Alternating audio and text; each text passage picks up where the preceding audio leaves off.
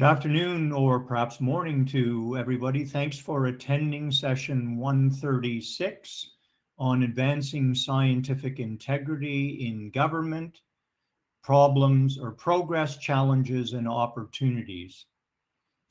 Let me just start by giving you a very brief history of scientific integrity, the very recent history of scientific integrity in government. Could I have the first?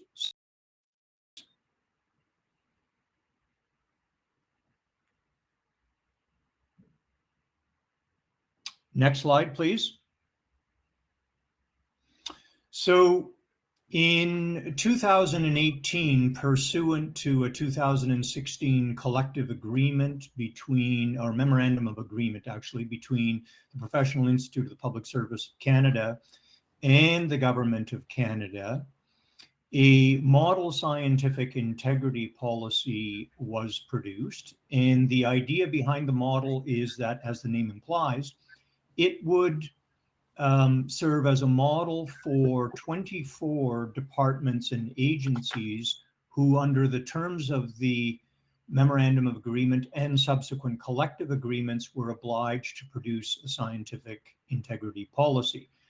And ever since that time, the Office of the Chief Science Advisor has conducted an annual survey to assess compliance of government departments and to assess the status of their scientific integrity policy. And this slide shows some of the data from that compliance survey. And you can see that as of May 2021, 20 of 24, what was originally 24 departments and agencies, had scientific integrity policies in effect, with another 2 in the approval process and 3 in development. The reason that that adds up to 25 and not 24 is because starting in 2020, another government department fulfilled or satisfied the criteria that required it to have a scientific integrity policy. So it was new to the party. So as of now, we expect that we're just about to release this year's incarnation of the survey. We expect to have 22, at least, of 25 departments and agencies with scientific integrity policies in place. Next slide, please. Each of those scientific integrity policies is modeled after the model. In fact, many of them cleave very closely to the model, which of course was the intent. And they all include a number of non-discretionary provisions. In other words, provisions that state in fairly explicit terms what departments and agencies must do, actions they must take in order to be compliant with their policy. And this slide shows each of those bars represent a non-discretionary provision. And the figure gives the proportion of the government departments and agencies that have scientific integrity policies in effect that have implemented those particular provisions. And you can see from this that it ranges from 100% or close to 100%. For example, about 90% of departments and agencies now have a process for investigating allegations of scientific breach of scientific integrity in place, down to just over half in the case of notification of external partners and contractors about the expectations of the department pursuant to their scientific integrity policies. So because we have departments and agencies that have a number of years of experience, a couple of years in any event, experience with the rollout of the scientific integrity policy, lots of folks, including myself, are turning our minds to what version 2.0 of the model scientific integrity policy would look like. And that was really the focus or the origin of today's session, is we wanted to solicit from yourself as the audience and also from our panelists some advice about, well, to be perfectly frank, what might go into version 2.0 of the model scientific integrity policy. So what I've done is I've put together some charge questions for 2 charge questions for the panelists. And the charge questions are, number 1, what, in your experience, are the major barriers to establishment of a flourishing culture of scientific integrity in government? And if you were to provide advice to those who are charged with developing version 2.0 of the model SIP, what advice would you give them about overcoming those barriers? And then secondly, more broadly, everybody here knows that the science, technology, and innovation ecosystem includes all sorts of institutions, from civil society, from the private sector, from academia, not just federal government.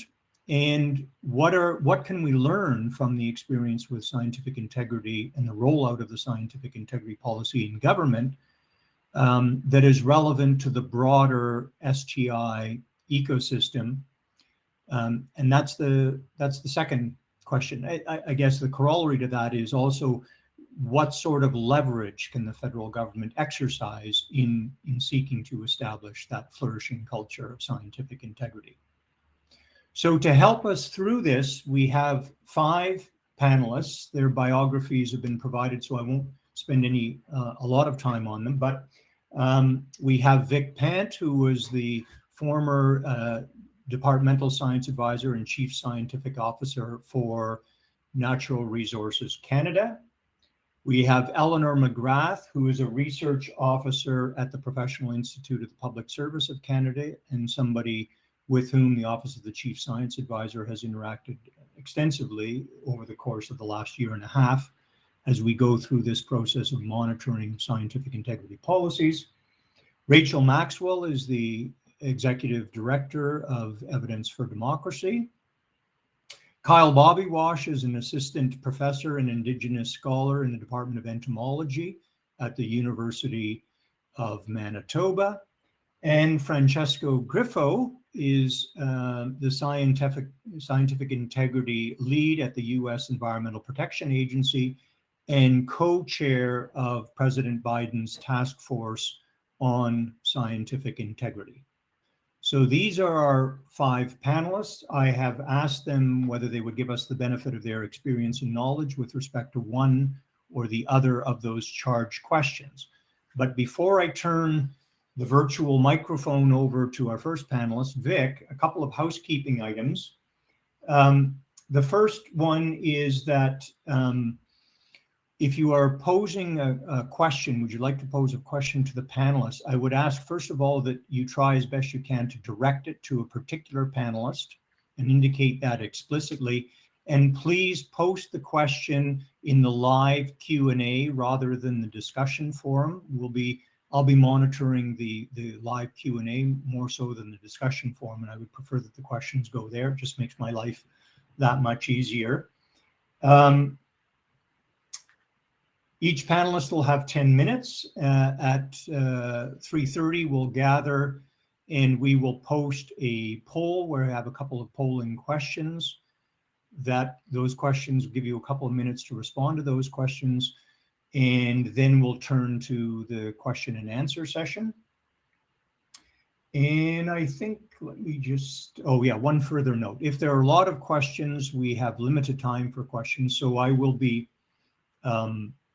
triaging, in some sense, the questions that come in. So if we don't get to your question, my apologies, but the conference organizers have insisted that we stay on time and within budget. So those are my preliminary remarks. I hope they've been useful, at least in setting the historical narrative for how we got to where we are today. And with that, I will turn it over to our first panelist, Vic. Take it away. Merci, Scott. Bonjour, chers collègues. Bonjour tout le monde. Il me fait plaisir de vous rencontrer. It's my pleasure to be here. And Scott, I want to start by acknowledging I respectfully live and work on the traditional territories of the Huron-Wendat and the Petun First Nations, the Seneca, the Mississaugas of the Credit River, and the nations of the Haudenosaunee Confederacy. I also want to thank yourself, Scott, for inviting me, and the amazing colleagues at the Office of Chief Science Advisor, Alex Bourque-Piens, Valerie Verrier, and of course our amazing Chief Science Advisor, Dr. Mona Niemer, Also want to thank the NRCan Office of Chief Scientist team, Melanie, Melissa, Victoria, Sonia, for their amazing support in helping prepare me for this event, and also to Meherdad and the team at the Canadian Science Policy Center for putting together such an amazing conference that brings us all together in a safe, inclusive, welcoming space to share our knowledge and to connect and get to know each other just that much better. So the charge questions you've asked, Scott, they're very interesting. I feel like they're very closely interconnected. I'd like to pick the question that you posed around some of the challenges. I think when I was in NRCan, I got to see right from the very beginning at sort of the promulgation, the formulation stage, when the scientific integrity policy was put together, to when it started getting enacted and rolled out by a collective of colleagues in various working groups and sort of, if you will, task tables who came together to take different elements and roll out the policy. So lots of lessons learned there. And I think lots of opportunities for us to see where there are areas for improvement and room for improvement. The one I want to touch on, I think, is one that I heard various tables, colleagues on various tables come back to me. And also when I used to go to the Chief Science Advisors Roundtable and also to the various ADMs of science and technology committees across the government of Canada, this interesting dialectic and discourse that comes up between the notion of openness as a priority, as enshrined within the scientific integrity policy. I think 7.3, 7.4 sections talk about that in detail, and even the open science roadmap and then the framework to implement open by default in government. These are instruments that talk about the importance of openness, the importance of accessibility. But on the other side, there's also a conversation that takes place on this notion of scientific security, or what's called safeguarding science, safeguarding research. So there are two very interesting conversations going on, and where we see the dialectic and the discourse go towards is quite often in an either or type of a paradigm, which is that we look at openness and sort of security as two ends on one axis. But in fact, the real challenge to explore here is whether or not these are two ends on the one axis, or are they in fact two different axes where you can have an and both type of a relationship in the way that one organizes a department scientific integrity policy and goes around implementing it. In my conversations with colleagues within NRCan and outside NRCan, one of the things that became clear was that when you look at this in a nuanced way, it's not necessarily either or. It's not as though more openness equals to less security and more security equals to more closeness, if I suppose you can say that. But in fact, when you take a more nuanced look, when you approach this with a more sophisticated lens, you actually find that there are pathways for one to balance and to counteract some of the threats and some of the vulnerabilities that could be exploited by adversaries to take advantage of our goodwill and try to for instance, misappropriate knowledge or acquire knowledge that may have, for instance, dual use applications, things like that. Versus being completely closed and in trying to forestall those types of eventualities, and then essentially also stifling and stymieing any kind of innovative collaborations that may come out of here. Now, I recognize that having said that, anytime we say either or, it's it's easier to manage either or situations because more of one is less of the other. But when we talk about and both type framings, it becomes more complex because the problem is now being framed in a more nuanced way. So therefore, the solutions also require that heavier degree of analysis and more rigorous type of evaluation. So I would say, Scott, that to me, in the various issues I looked at, whether they be strategic, tactical, operational, at NRCan when we were designing and rolling out the scientific integrity policy, I would say that was certainly the biggest one that comes to mind, is this interesting dynamic between openness and closeness. I would quickly add just a second point to mention here as well, and the scientific integrity policy makes this very clear, the model scientific integrity policy, the relationship with other artifacts. So, this is not the only place where aspirational behavior is enshrined in some form of a document form. So we have values and ethics codes for public sector employees. We have, open by digital, we have open by default policies. We have certainly the roadmap. We have other integrity policies within government. So when we see these different policies aspiring towards the same ends, but with perhaps slightly different means, then I think as a practitioner, as somebody who's now taking all these policy instruments and trying to channel their collective insights into one cumulative impact type of an application, it gets a little bit complicated, because sometimes there may be areas where they are not essentially fully aligned. Not to mention, when one of these policies is revised, then the other policies need to also be adjusted in that way. So lots of interesting ways to think about it, but I would simply stop by saying, Scott, to me, it's that interesting dynamic between openness and also safeguarding science. Thank you, Scott. Great, thank you, Vic. That's very interesting, and I guess in my experience, this tension between the aspirational openness in the scientific integrity policy, the model, and in fact in all the departmental policies, and the operational issue of research security that each and every federal government department is acutely aware of. This has been a recurring theme. So I guess I'm just saying that your experience from the NRCan perspective, I think, would be OXA's experience in general. That this is something to wrestle with at an operational and procedural level in the next iteration. And the other issue I would just make a comment on, because we have a couple of minutes here, you were so admirably brief, Vic, is that procedurally, the issue of trying to understand how it is that we can, in different policies and different programs, enhance that alignment. We specifically, when we drafted the model, we were concerned about misalignment or potentially even conflict, which is why we asked departments and agencies to keep track of that potential conflict and misalignment. And I suspect as time goes by and departments have more experience with the rollout, we're going to see more and more examples of that, and trying to revise the model to try and take an accommodation to accommodate that is going to have a trickle-down effect, as you pointed out. Okay, excellent. Let me now turn to Eleanor. Eleanor, the view from the Professional Institute of the Public Service. Thank you. Thank you. Can everyone hear me? Okay, great. So hi, everyone. Thanks again to Scott and the Office of the Chief Science Advisor for pulling this panel together and for having me here today. As Scott mentioned, I am a research officer with the Professional Institute of the Public Service of Canada, and I am primarily responsible for our scientific integrity file. So this is what I live, breathe, and eat and sleep all day, every day. So I really liked the questions that you posed to us as panelists, Scott, and I think particularly the first one really got me thinking about all of my work in policy, both at PIPS and prior to that, where you asked about how do we, or what are the barriers to a flourishing culture of scientific integrity in government?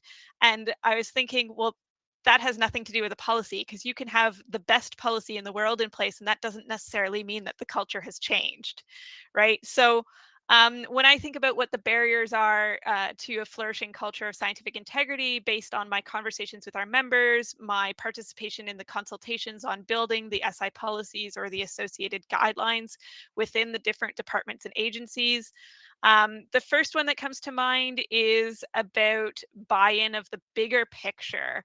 So there seems to be a really big focus on getting a policy in place, making sure that it has all those, mandatory components that it's supposed to have. But there's a real disconnect, or at least it seems that there's a real disconnect with like why it's so important. Why are we doing this exercise in the first place?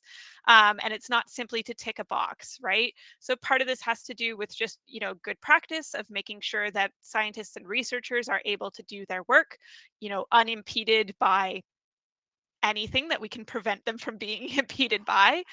But also it matters in terms of public trust, right? We're talking about federal government science, and I think the last year and a half, or coming up on 2 years now of the pandemic, has really shown us how important it is for the public to trust science, and in particular trust the science that's coming out. The other thing when we're talking about buying into the big picture is, its applicability to actors outside of just the scientists and the researchers. So yes, the impetus for a lot of this came from the scientists and the researchers, but the responsibilities and the onus is on more than just the scientists and the researchers. Scientists and researchers know that they have to uphold certain ethical standards when they're doing their work. They know a lot of these things. What might be newer, though, is for folks who are not researchers or not scientists to understand what role they have in the scientific integrity ecosystem, if you want to put it that way, or the scientific integrity process. So thinking about people who are managing, researchers and scientists, thinking about people who work in communications, who are maybe putting out, short, snippy tweets, right? And being cautious about how a one-liner in a tweet could misrepresent the science. The second thing that comes to mind in terms of barriers is about resourcing. And I know this, most of us could talk forever about resourcing, but funding it. So fund the science and research, including appropriate administrative and coordination support so that the scientists and the researchers can do their work and they can focus on doing good work. They can focus on presenting it appropriately to decision makers, helping decision makers to interpret it accurately, and getting it out into the world if that's part of their particular role or their particular research and science. So we know that funding for science and technology within the federal government still lags below 2010 levels. So despite the fact that we've heard a lot about becoming a more science-based government, and there has been a lot of improvement on that, it's still below 2010 levels. So that's more than a decade ago at this point. So, there's an old adage about you fund what you value, or you value what you fund. And I think there's some food for thought there around science and science integrity. So going into SIP 2.0, my responses to the first question about barriers are about, sort of culture and funding. And funding, of course, is a giant question for any government to be grappling with. And culture change is so challenging. We could have a whole other panel about how to change culture within anything. And probably requires a lot of changes in terms of funding and decision-making structures and policies. So on the note of policies, SIP 2.0, I was actually reading an article recently about the UK's pandemic response in regards to the importance of scientific advice in decision-making, and it focused on two key aspects: the independence and the transparency of that advice. And I found it really deeply compelling to my work on scientific integrity. And so my sort of two comments are framed around that. So the first one is independence. And one of the things that we have sort of discovered was a little bit maybe overlooked in SIP, the original SIP, was freedom from reprisals. So we do have freedom or the right to speak. So that is that scientists and researchers can speak about their work without being a designated media person or without being approved by their manager. But what we didn't include in the first iteration of the SIP was about freedom from reprisals. So what happens if the science or the research that you're talking about, whether internally to decision makers or externally to the public, is unpopular or maybe not, fully accepted yet, or controversial in some way, or contrary to the current direction of the government? What we're seeing in some departments and agencies are these more subtle retaliations. So when a researcher or scientist is giving advice based on their work, or even just giving the results, the conclusions of their work, when it is, in that category of unpopular, we are seeing some reprisals happening. And so we would really like for something to be included in SIP 2.0 around that. Um, the second thing is about transparency. And I think what we need is a greater emphasis on transparency in evidence informed or science informed decision making. And that will actually help address two of our biggest concerns at PIPS right now. The first is about how the SIP applies to applied or regulatory scientists. So the SIP reads right now a little bit more towards like basic science and basic research. And our regulatory and applied scientists, though the SIP applies to them, they often have a hard time seeing themselves and their work in it. But if there was an emphasis on transparency in evidence-informed decision-making, which is what those folks are more closely aligned with, then they would have a much easier time seeing themselves in the policy, seeing how their work makes sense within it, and seeing how the policy can help support them in doing their best work. The other thing that more transparency around evidence-informed decision-making would help with is a concern around implicit misrepresentation. And so I think what we're talking about there is when a decision is made that goes contrary to the science, there's currently no requirement for a rationale to be provided for why it went contrary to the science or the research behind it. So again, transparency would really, really help in a lot of those different ways. And I will end off there. Great, thank you, Eleanor. That's very very useful, especially for those of us who are potentially charged with putting together version 2.0. For those of you who don't know, in the audience, who don't know intimately the policy, one of the things that the architects of the policy struggled a lot with was the application of the model policy. Is very clear that it applies not just to researchers and scientists, but to any government employee, federal government employee or departmental employee that is engaged in the design, conduct, management, review, communication, or use of science. So it has broad applicability, or virtually all provisions of the model have broad applicability. Okay, on to our next panelist, which is Rachel. Rachel. Hi, everybody. Can you hear that?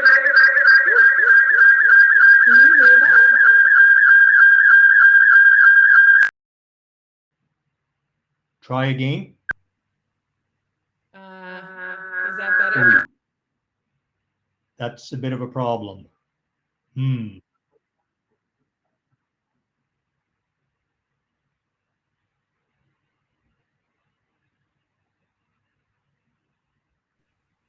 How's that? Wild. That's not a great way to start. And all right, so thanks. And it's tough to follow the two experts, two people really on the inside. But I guess I will, I'll try and bring us sort of into an outsider's view. And at least talk about how our work at Evidence for Democracy looks at scientific integrity and the bigger issues it's intersecting with, and why we think it matters so much. And I too am going to speak a little bit more broadly on the culture of scientific integrity, and of course relate it to some of the work that we've done at E4D. And actually, just one note, this summer E4D actually collaborated with PIPS and Eleanor's team on some specific aspects of the ongoing application of the model policy in the federal government. And I have to say, it was a really important reminder that this type of document really is a living, breathing type of policy. And science and policy, for that matter, is dynamic and evolving with the forces and circumstances of the world around it. So I think, given the environment that we're living in these days, it's a opportune moment to do some revisions here and think about the next iteration. But I think on that note, I think it's worth traveling back in time a bit, because not everyone in this session may know the history of E4D. And that history actually has a really intimate link with public sector science and scientists, and ultimately with science integrity. So in 2012, the role of evidence-informed policy was really in the public spotlight. And as many of you will recall, around that time, there were reports that emerged around the muzzling of scientists in the federal government, prompting concerns around the role of scientific expertise. And from a variety of directions. This wasn't simply a concern of a subgroup of federal employees and scientists. This issue captured the attention of the research community broadly and of the public in Canada at the time. And so then, in July of 2012, thousands of people concerned about the diminishing role of science in government banded together in the nationwide Death of Evidence rallies. And, they're pretty clear. We need transparent, evidence-informed decision-making for strong democratic institutions, and of course, ultimately for the well-being of people living in Canada. So With that momentum, the co-organizers of the Death of Evidence went on to form Evidence for Democracy, which has since become a leading voice working to improve evidence-informed policy and practice in Canada. And so when E4D formed on the coattails of this event, one of the first major research issues that the organization tackled was science integrity. And the organization at that time, I wasn't part of it then, but published report cards in 2015 on science integrity for over a dozen federal departments and agencies. And so I just wanted to add this framing, not just simply to remind you of the cool story of E4D and the upcoming 10-year anniversary of the Death of Evidence, but that this is something that has captured the attention of the public. So while science integrity may, for the most part, feel very inward and internal to government, and we've heard those reflections from Eleanor and Vic, the connection to the public is actually quite real. So the bigger framing for us at E4D on scientific integrity has always been about its connection to evidence-informed policy.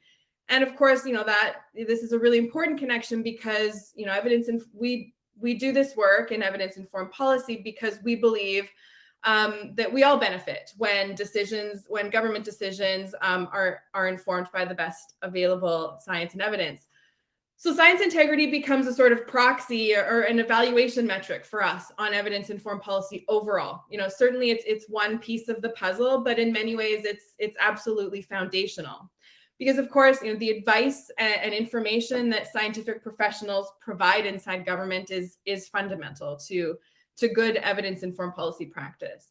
So for governments looking to make good on their commitments to and their rhetoric on evidence-informed policy and decision-making, keeping science integrity relevant and responsive, I think, becomes quickly important, and I would say even critical. But of course, if you dig into this issue, and we've heard some of the barriers already, you'll discover that there have been concerns around science integrity, and in three main categories. And in our work at E4D, we outlined that science integrity itself is made up of three fundamental pillars: capacity, communication, and independence. But for today, I just want to focus on the first one. So this issue of capacity, and Eleanor touched on it a bit, but I want to expand a little bit more on this issue of capacity, because of course, as it won't be news to this audience, to conduct robust and meaningful research, scientists must have the capacity to complete their work at the highest level, which includes having enough resources, personnel, and funding. And I think too, given my outsider or civil society lens here, this issue of capacity is something I have a lot of questions about. And I'm always wondering, do we have enough scientific capacity inside government? But if you'll allow me, I'm going to actually move this conversation into the provincial context because, and I think this sort of touches on the issue of, getting science integrity out into the culture more broadly. Science integrity can't simply happen in one or a few governments, but it must be encouraged at every level of governance across the Federation if it's really going to take hold and have an impact. So in 2017, Evidence for Democracy published a report called Oversight at Risk, which investigated the state of science integrity in the public sector in British Columbia. The report found, amongst other things, that scientific professionals in BC had concerns about reductions in research capacities in their ministries, and that report made several recommendations to strengthen scientific integrity in the province. To update this work, 3 years later, in 2020, we conducted a follow-up survey and report on science integrity in the province.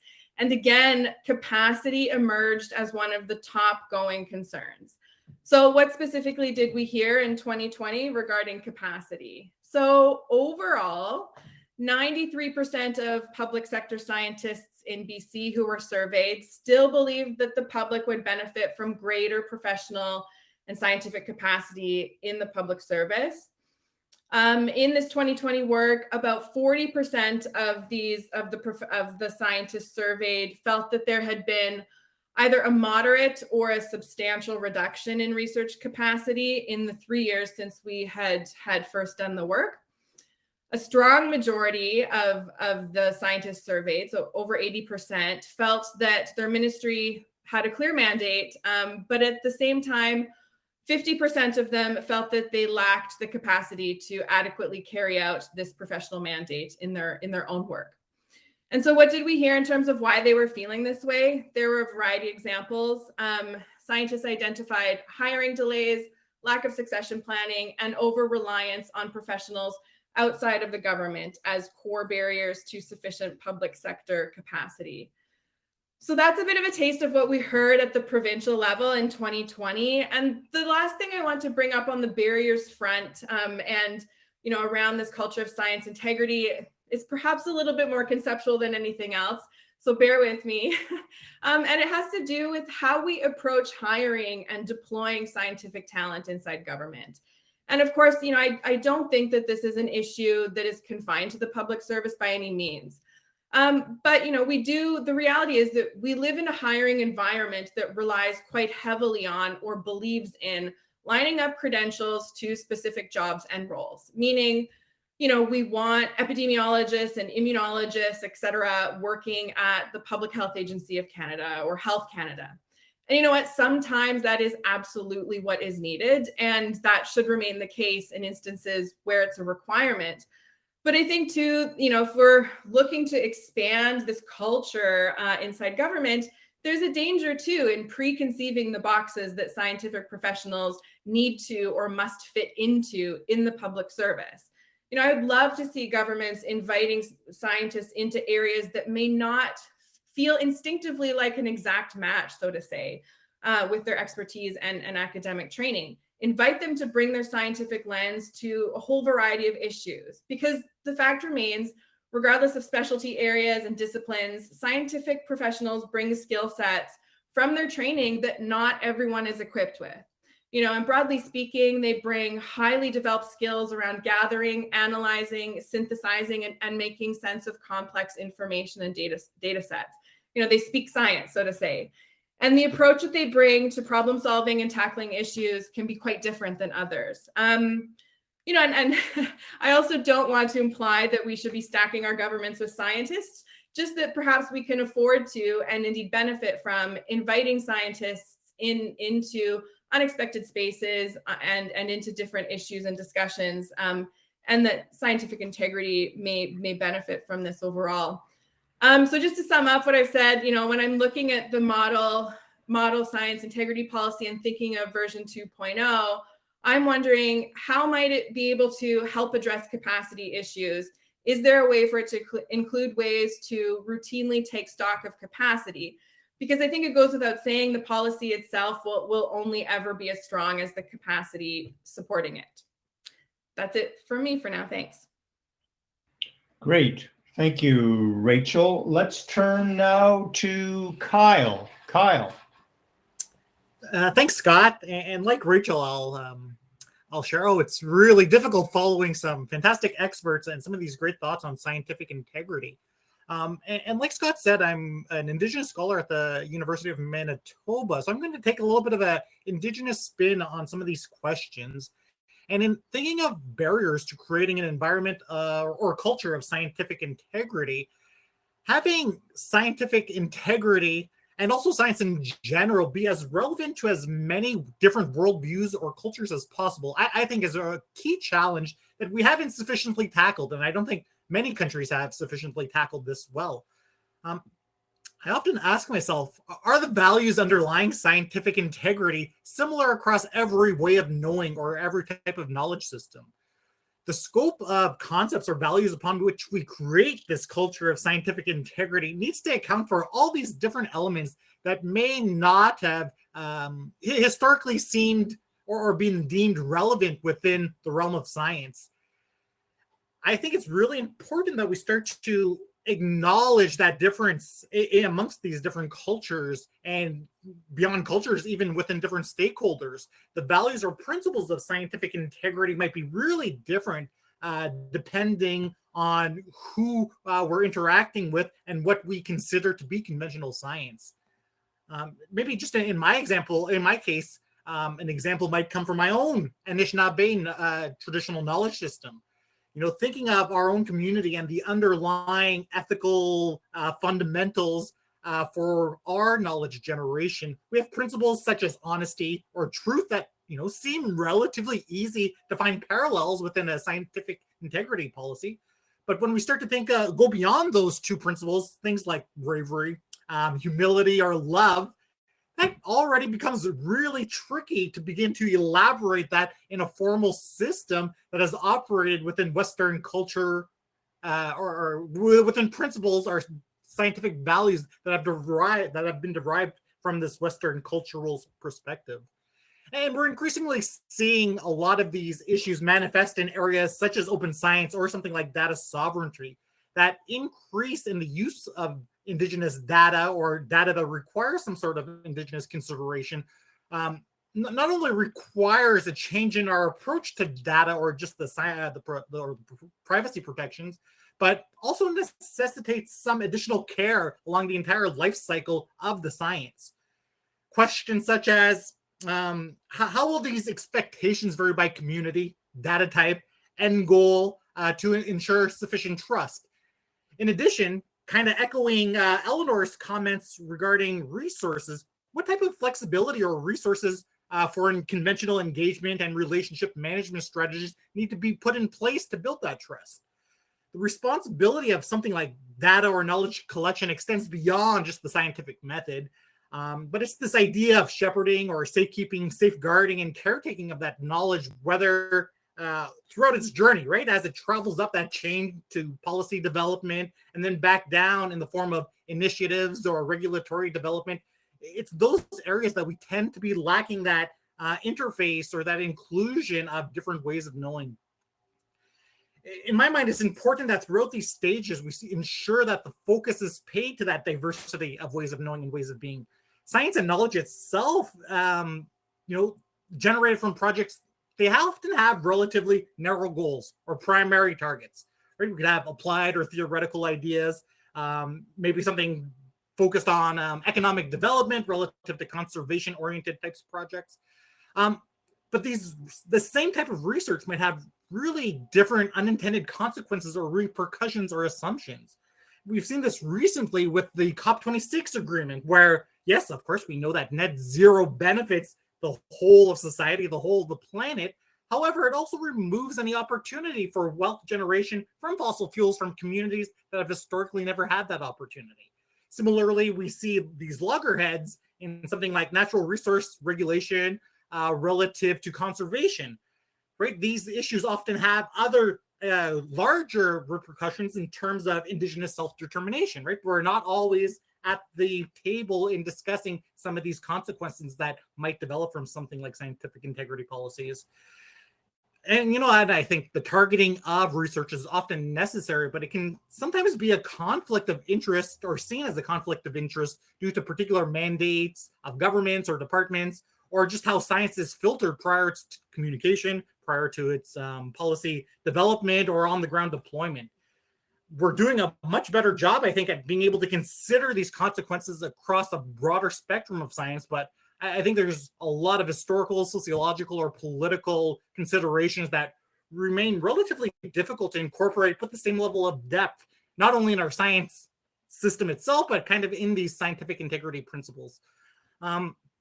So, thinking of solutions, I don't know, I don't have the perfect solution, but I think there's likely a need for this greater breadth in multidisciplinary reviews, right? This will allow for the understanding of the entire system in which science is embedded to, maybe better identify perceived infringements of SIP principles, or identify areas where potential breaches might occur or might be created or might be denied due to differing fundamentals of what we think different fundamentals of which we think scientific integrity applies to, right? Very much a type 1 or type 2 error where you're either missing things or you're creating ones that are not creating infringements on scientific integrity that might not actually be true depending on that fundamental perspective that you're coming from. And maybe kind of just, thinking about how can we utilize the expertise or resources of the federal government to build a potentially more equitable SIP environment. Again, inclusion of a wide array of communities is really necessary. in Indigenous communities, again, we know this idea of consultation overload, whether it's communities or individuals, is really well known. Equally as detrimental, though, is the lack of standardization of practices or processes when we begin that consultation or engagement. And this creates this variability in both the relationship building process or kind of the implementation, communication of science that evolves out of these Indigenous partnerships. And of course, that's always going to remain. But I think this results in a really wide spectrum of satisfaction or expected results among Indigenous partners or stakeholders. And I think we have to do a better job at standardizing this across such a large and varied group like the federal government or in the academia or in the private public sphere, just in general, because there's all sorts of really good successes. There's all sorts of really interesting challenges that we've seen across the entire science and technology community or ecosystem. And it's a development of an understanding of what our current baselines are for all these various components that will allow for better or improved or more strategic priorities, programs, policies that will, again, the entire goal should be to narrow that variability in the quality of engagement, the quality of partnerships, the quality of being respected, or the quality of having just improving the quality of that inclusion, incorporation of Indigenous communities and their ways of knowing within the system. And it's through this that we can start to gain and create a little bit of that trust that's needed to actually be able to buy into something like a model SIP. Great. Thank you, Kyle. It's an interesting question about whether the values on which the current incarnation of scientific integrity policies are based differ amongst different sorts of knowledge systems. And if they do differ substantively and consequentially, then it almost seems like you're talking about the potential of developing integrity policies for different types of knowledge systems, which would be an interesting academic exercise and an interesting operational exercise to do that. Okay, thank you very much. And now I think I'll turn to our last speaker, Francesca Griffo. Francesca, take it away. All right, good afternoon. It is a pleasure to be here. I want to thank you all very much for inviting me. You know, it's just interesting. Some of you may know I've followed very closely what's been going on in Canada over the years with scientific integrity back for many years. And I think it's just been really interesting to see how we kind of move along together on this issue, making progress. And right now, we in the US are also inventing scientific integrity 2.0. So it's very good timing for all of us, I think. I think, you know, this all started in 2009 for us in the US. Well, the problem was before then, but the solutions began in 2009 with when President Obama released an executive memo requiring that US agencies adopt scientific integrity policies. And many agencies did. And I think attention to this issue has recently been revived by the Biden administration with the issuance of another executive memo last January. And as required by this memo, we are currently and nearly done with gathering lessons learned and compiling them into a report that actually we're going to release next week. So it's coming very soon. The memo then requires that the agencies use the report to develop a framework that we will release in the early spring.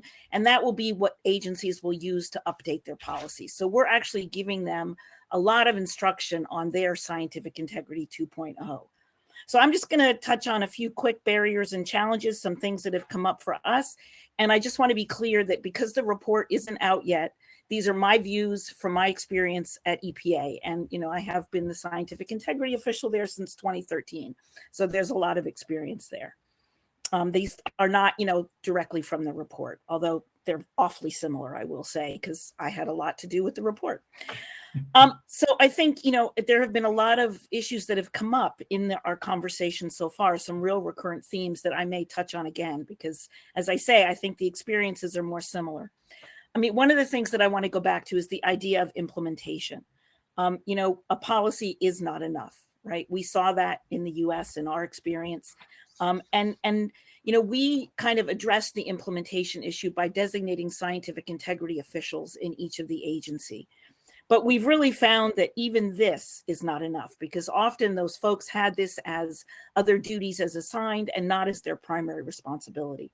So I think one of the key issues is having somebody who is well-resourced, who has the appropriate authorities, is senior enough and independent enough to actually implement the scientific integrity policies. That's key.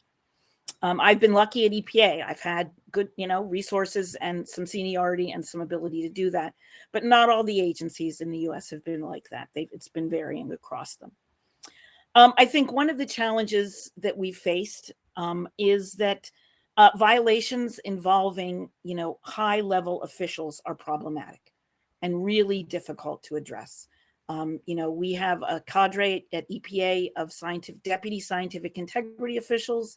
And I guess I just go back to something that Kyle said about bravery. I mean, I actually think, it takes a lot of bravery to come forward with these issues. And a lot of these folks have, and it's been, very difficult when, in fact, you see something that your supervisor or someone in your chain of command has been up to that isn't right. So that's an ongoing, I think, challenge. I think the other challenge for us is that scientific integrity policies are just that. They are policy. They are not a statute. They do not have the force of law behind them. And that is a huge challenge. So that's another. And I do have some good news at the end, by the way, as I go through the negative stuff here. I just want you to hold on and wait for it. I think the other challenge for us, which I think Canada must share, is that policies have to have enough specificity to be effective, but they still need to be at almost a principal level so that they can actually work across the diversity of federal agencies. And even within an agency, for example, our Department of the Interior, there are multiple different agencies within that, Fish and Wildlife and Bureau of Land Management, and they all have their own individual cultures and issues. So that's another challenge, is to be specific, but still be general. Another one that has been brought up, but I think it's worth saying again, is that scientific integrity extends well beyond science and scientists. To be sure, it must be embraced by those who provide science, but it also by those who communicate science, those who manage science, and those who use making. I think another one is that writing science policies, full understanding of the ways in which integrity interfere delivery of programs, is that these equity and are challenging in the realm, or new. I think some hard work on it, but they are new, area of science. So things to think about. I look pros on my. I'll keep going. Are that effective agency leaders who model scientific integrity are key to this. It's just so important. I think has been said. But again, we have to have the leadership to do that.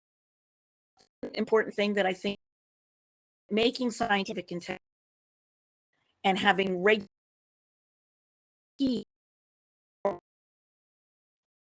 agency staff to mentioned, transparency, right? I mean, it is a watchword. Transparency and information are just allows us to detect when something comes wrong, and it allows accountability when we go in to address these issues. I think another thing that has been briefly mentioned already, but is really important, is protecting legitimate scientific debate through policies that capture differing scientific opinions and make sure that they reach decision makers, so that decision makers have a complete scientific picture of an issue, critical to scientific integrity. I think are clear, visible ways to report violations of scientific integrity policies. They are absolutely necessary first step in accountability. And two, mechanisms to address violations, that safeguard science and hold violators accountable. We need to create confidence in the ability of government to police itself. We absolutely do that and do better. And again, I'm talking about us in the US. And another, I'll end on the point that I began on, which is someone, the agencies has to have the authority, the resources and the independence they need to carry out broad responsibilities. It's just huge. And again, the retaliation and retribution, reprisal issues big, and we really need how to, are coming forward and are bringing up something. So thank you very much.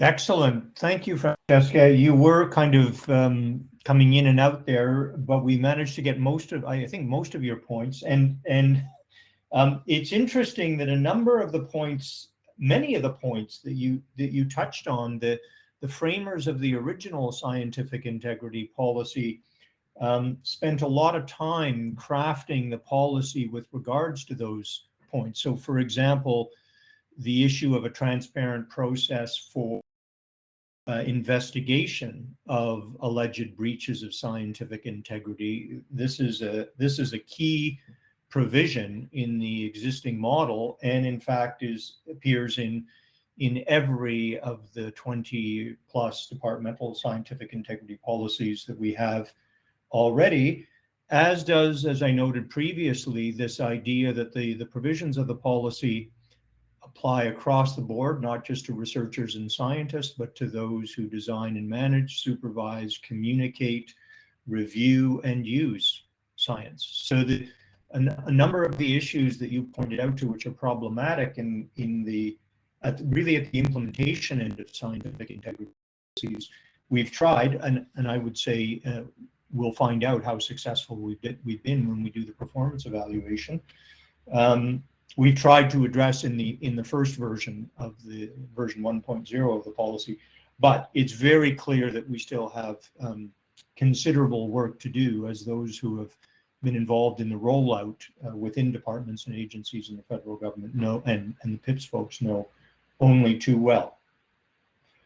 Okay, well, thanks very much to all of the panelists for your insights on those charge questions, one or the other, or both. I think now what I would like to do, and remarkably, we seem to be almost on time. So I think what I'd like to do is to ask for the poll to be mounted. We'll take a couple of questions, a couple of minutes rather, so that people can respond to the poll. And while you're doing that, or in between that, I would encourage you to pose questions that you may have in the live Q&A, not in the discussion forum, please. And when we return in a couple of minutes, we will get to those questions, hopefully with some answers. So let's just take a couple of minutes to complete the poll.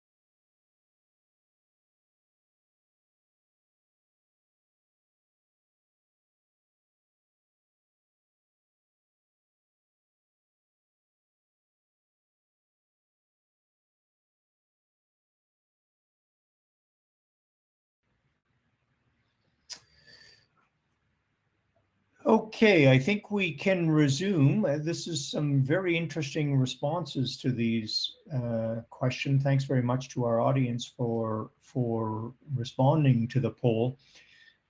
Maybe I'll turn to the first question, because I think the question really is relevant to the second question that was posed in the poll.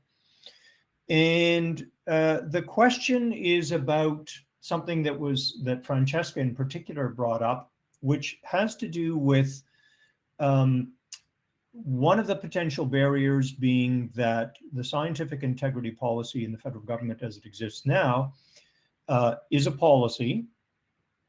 And if you look at policy priorities, prioritizations, it ranks rather low down the list of precedents. So if you look at section 3 of the policy, there's a list of policies that take precedence over the departmental scientific integrity policies.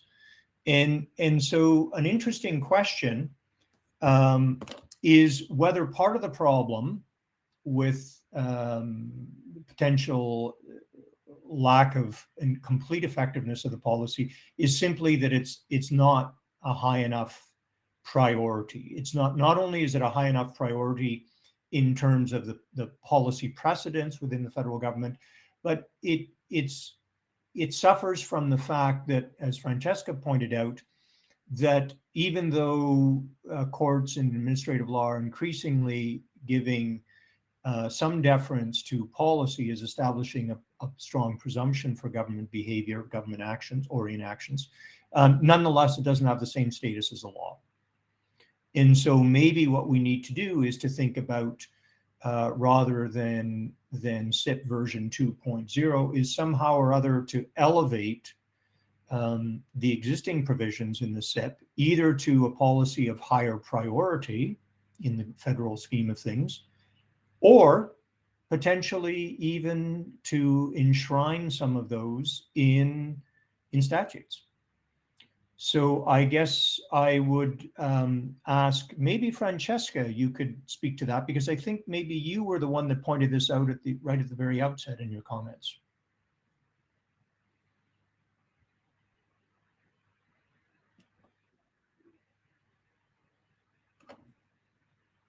You know, for us in the US, it's touchy because I'm in an agency, so I'm not allowed to lobby, right, for a statute. But just in a theoretical sense, I think there is currently a bill that's in the House of Representatives in the US.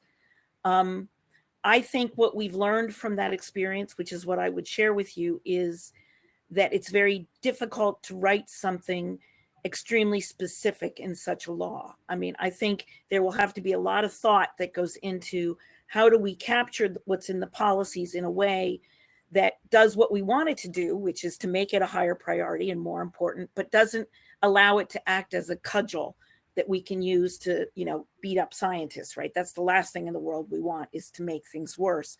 So I think one of the ways to do that is to have a statute that's very much at the principle level, that says, these are the principles, this is what we believe and what we need to uphold, and then leave it to the agencies to actually figure out how to implement that as best suits the different agencies. But I think, you know, it's certainly very easy for scientific integrity policies to be completely ignored. It happens.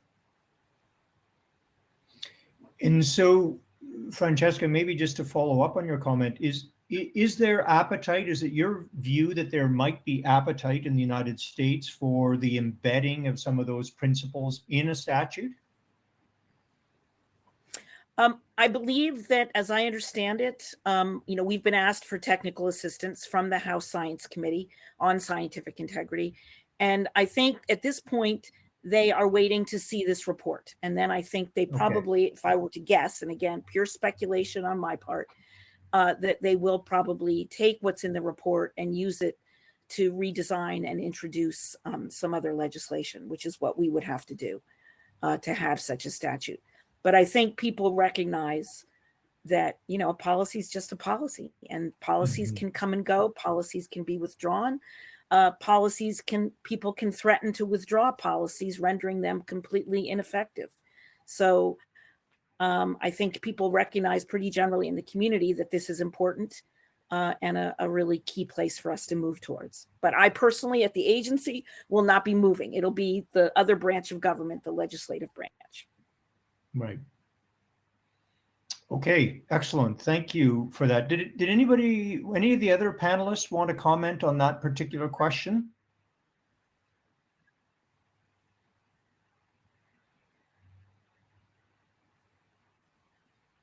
If so, feel free. Okay, well, if not, maybe then I'll move to the next question. And this is about the accessibility of government data, scientific data. And as Vic pointed out in his comments, there is this tension between, on the one hand, the Open Data Initiative and the Open Data or the Open Science Roadmap, and the notion of research security. And the question, Vic, is, and I guess I'll pose this one to you first and foremost, is what can be done to increase the accessibility of government scientific data to the external community without compromising the all-important elements of research security? Absolutely, Scott. Thank you. Thank you for the question. That's an excellent question.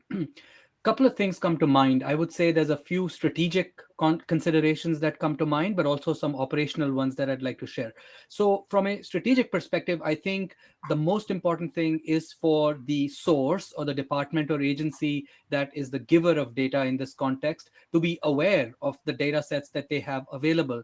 And it's interesting that many times when I speak with colleagues in various departments and agencies, there is an understanding that they have of the types of data their department has or where those data are, but it's not holistic, it's not complete, and it's not always very up to date. So I think that irrespective of whether the intent is there to open data or to secure data, if leaders in enterprises aren't even fully aware, or at least not accurately aware of the types of assets which are in their enterprise, I think that right there is a problem. So I would say departments and agencies, I know that they're using various tools and techniques to build inventories, to build catalogs, to build directories, if not outright repositories, which certainly has its own then implications around incentives and asking scientists to put all their data in a data assets in a repository, then brings up all types of other questions. But so that's the first part of it. Is I think that organizations need to have a good understanding of the types of assets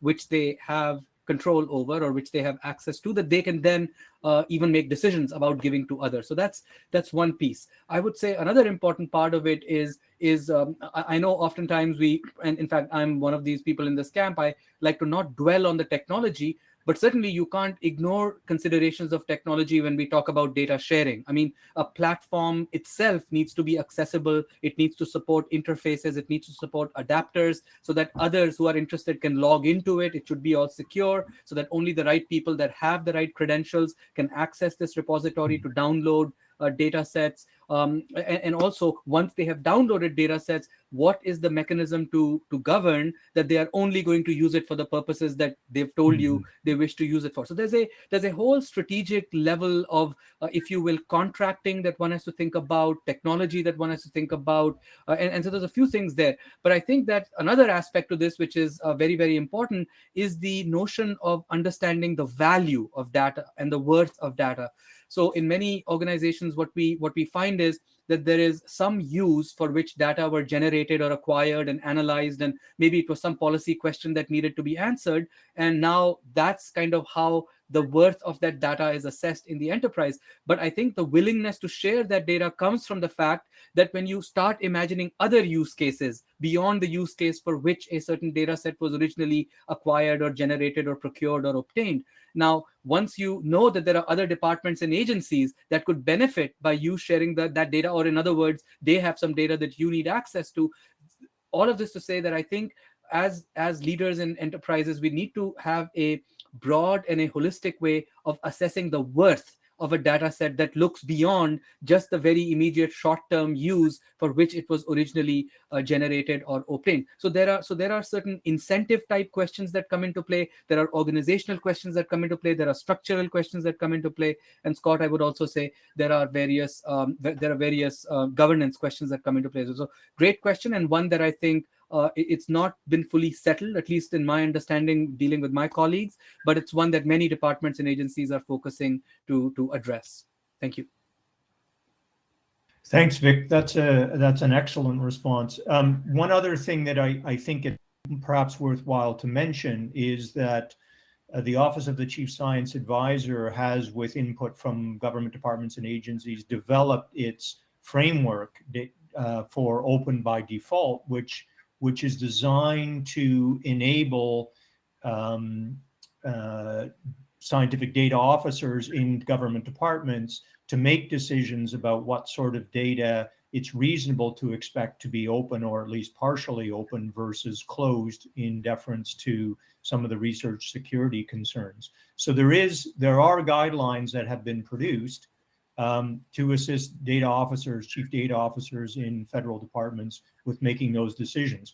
But as Vic has pointed out, the issue of especially the value and value chain issue with respect to government scientific data has not really been sorted out very well. And I think this is not an area that I'm particularly familiar with, but from what little I can gather from the folks that are much more knowledgeable than myself, it seems to me that this is the real issue, is how to, first of all, evaluate the overall value of data through the value chain, and secondly, then how to ensure that that some of that value is returned in an equitable fashion to the institution that's responsible for providing those data. And if I can just add, I know that our Sure. Office of Science and Technology Policy in the White House is about to release a similar paper to the scientific integrity one, produced by representatives from many agencies on research security. So that may be of interest. I think it's coming out next month. Oh, great. That's fantastic. Excellent. Thank you, Francesca. Did anybody else want to comment on that question of accessibility of government data and open by default and the operationalization thereof? Maybe if I could touch on this quickly, Scott. Increasingly, we know we're becoming this really data rich across departments, agencies, or divisions, with even some divisions having the publication of a certain number of data sets being used as a performance indicator. And of course, as a biodiversity researcher, I think that's great.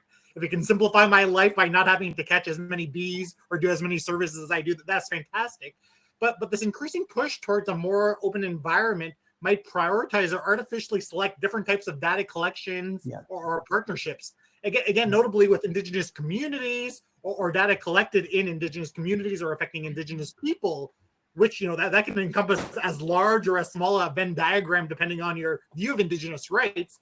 But, we've worked towards something like these open science roadmaps saying, Indigenous data is very special. Let's just collect it and not publish it. We can't do anything. We want to make sure communities maintain that self-determination over it. But it to some professions or some researchers, it might become less valuable. So we have this interesting dichotomy that arises when we think about different types of data, but that it might not have that same weight or that same value as a researcher to do. So you're already affecting that greater science environment just because of some of these small little notable provisions or extra protections that need to be placed on some types of data.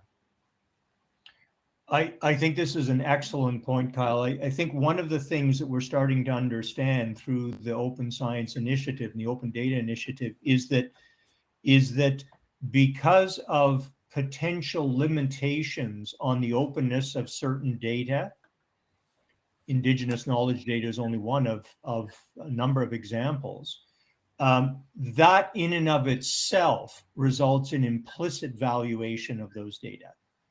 And that may be something that we hadn't given sufficient thought at the outset to, is how that may produce differences in value across the data landscape that are directly related to the extent to which it could, even in principle, be open or partially open versus closed, which would, as a consequence, incentivize or disincentivize data collection, for example. So I think this is an important issue, and I suspect Vic has encountered this in his time at NRCan, because I think NRCan in particular is one of the departments and agencies for whom this is being borne home to. Any other questions about that? Rachel? Yeah, can I just add a bit of a different dimension here, I think, on the openness and transparency discussion, which is, I think, so, Vic and others have been talking about, the value of data sharing and openness sort of internal to government structure. But I think, we have to keep in mind too, there's also the public perspective in terms of what does transparency and openness look like and feel like for the public. And that's very different, because just giving the public access to data that they may not be equipped to understand isn't particularly useful. But of course there is value in transparency and sharing of science and evidence for the public. But I think, the discussion on sort of the public external dimension here is actually very different than what's being discussed here. And I think, the emphasis, and something that we're working on at E4D is about, for governments to not only share their data and information and how that might reinforce science integrity more broadly, but to really demonstrate the relationship between the science and evidence and the decisions that are being taken by governments. So I just wanted to add that into the mix. Yeah, that's an excellent point, Rachel. Thanks for taking that, for making that point, rather. Okay, we have one more question in the Q&A, and Kyle, this is directed to you, and I know that this will warm the cockles of your heart. So the question is, should we be making an effort to incorporate in some way, shape, or form the Indigenous knowledge and Indigenous ways of knowing in the next iteration of the scientific integrity policy? Or should we be thinking about developing an analog policy specifically for Indigenous knowledge, bearing in mind your comments about the fact that perhaps with these different ways of knowings, there are different sets of values and principles that lie at their heart? Scott, like a planted question, because we've been exactly, this, but I didn't plant it. And I think it's a really good point, and I don't have a perfect answer for this question, because again, these ways of knowing are very localized. They're very diverse across different regions and across different cultural groups. And even just thinking of some of the things from my own community and my own culture, already there are quite a few elements or concepts or principles that are really hard to incorporate into what I think I do as a scientist and how I try to maintain scientific integrity and within the model SIP. And there's always issues when we start talking about incorporating, intersecting, weaving ideas or knowledge generation systems or principles that underlie these systems that come from very different areas, come from very different intellectual histories, come from very different life philosophies and where a person is situated relative to their environment. So yes, I think they really need to come together, but not necessarily in a single policy. I think that bringing togetherness aspect of it needs to happen at a higher level, at a level where the policy for the training, the policy for the implementation of them allows for both of them to operate somewhat independently, but allowing them to synergize and feed off each other. Because again, a lot of these principles might not actually appear or be common in a particular system, right? Conventional science versus Indigenous knowledge generation. So I think we need to be really careful about how we build these together so that there is that space for them to interact with each other. And there is that possibility to develop a really comprehensive environment where they both can be applied equitably and equally.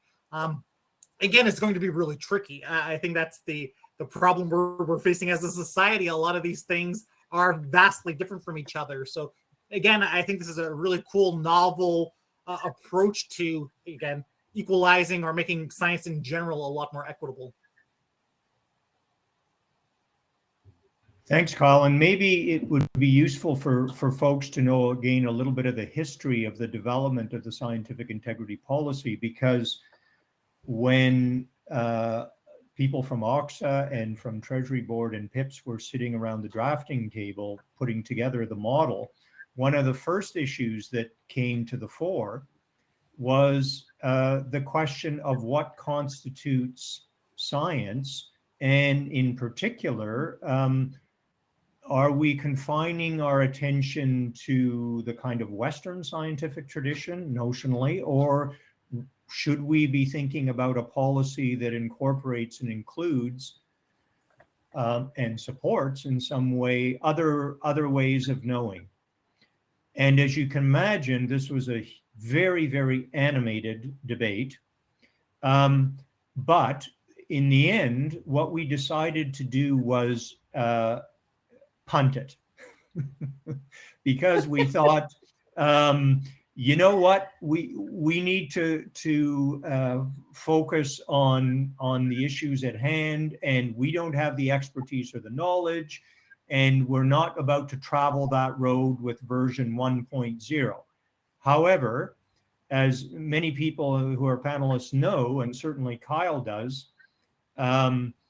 OXA, in response to a request from the governance committee, which is the committee that consists of the president of PIPS, the secretary of Treasury Board, and the chief science advisor, is looking into precisely this question of what we can do or what should we do with respect to the issue of other ways of knowing and the issue of what constitutes integrity in the context of those other ways of knowing, given the point that Kyle has raised about the potential for these different ways of knowing to be faced on not necessarily completely complementary principles or values. So I think it's safe to say that everybody who is on this file understands the importance of it.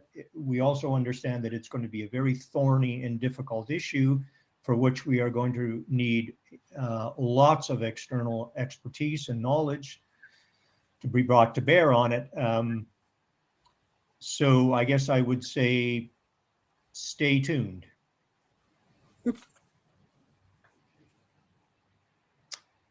Okay, let me just see if there are any other questions. I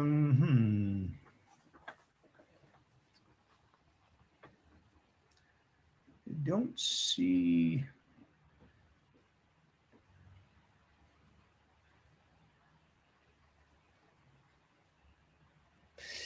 No, I don't see any other questions. So I guess I would ask, we still have a couple of minutes left, 4.5 to be exact. So I guess I would say, are there any questions that the panelists would like to pose to their colleagues on the panel?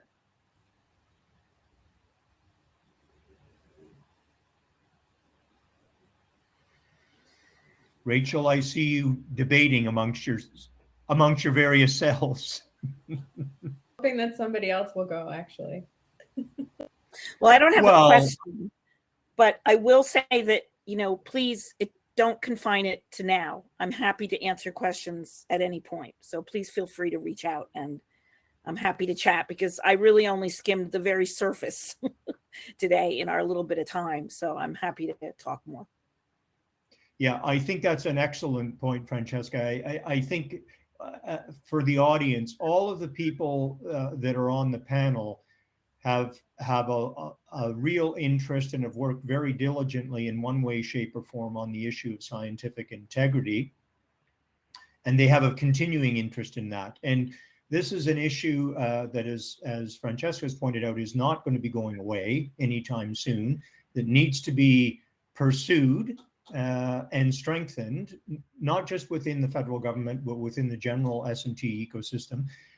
An issue that we didn't really spend a lot of time on, but which is arguably as important as the issue of scientific integrity within the federal government. And so if you have questions or other thoughts about it, well, we would love to hear from you.